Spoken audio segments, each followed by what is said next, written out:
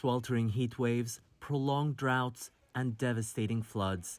Extreme weather events have become more frequent and disruptive all around the world. My home is under chest-deep water. If you see behind me is a high school building turned into a shelter. Over 1,000 people took refuge in there. Disasters are also taking a big toll on education. Since 2022, 400 million students around the world have missed schooling due to natural catastrophes, and many do not necessarily catch up. We know from COVID that they don't. Poor children in particular don't catch up.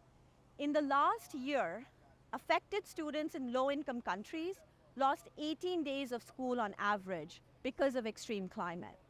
And 18 days is what it takes to learn two-digit addition with carryover. We cannot ignore this problem. The World Bank report calls on governments to act now to protect education systems by adapting to a changing climate. And a big part of this is tracking how often schools are closing because of extreme climate events.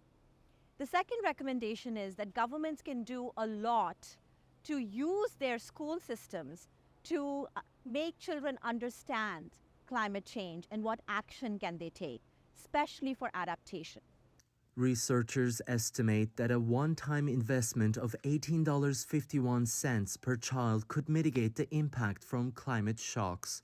But the only way to address the problem in the long run is by taking collective action. This is a global problem, and this is why we all need to work together on this, because each one of us is either making this more extreme weather or helping the rest of the world to avoid extreme climate events. Education can harness pro-climate behavior change and new skills for a green economy, but its very foundation is eroding by the impact of climate change itself.